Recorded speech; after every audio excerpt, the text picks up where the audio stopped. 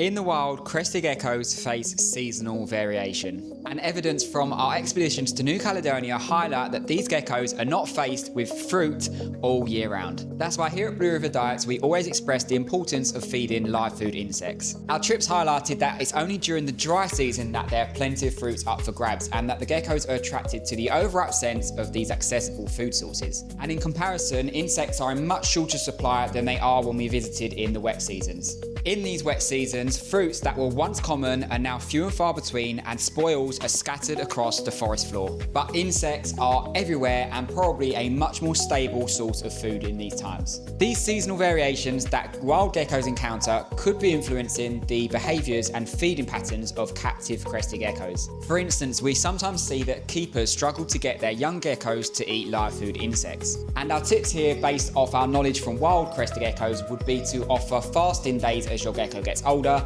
and try feeding live food insects in between these days. Try offering a range of live food insects until you find a type that your gecko prefers, or even perhaps offer some seasonal variation where at certain times of the year you decrease the amount of crested gecko diet and increase the amount of insects that you offer, or vice versa, where sometimes you offer more of the crested gecko diet and less insects.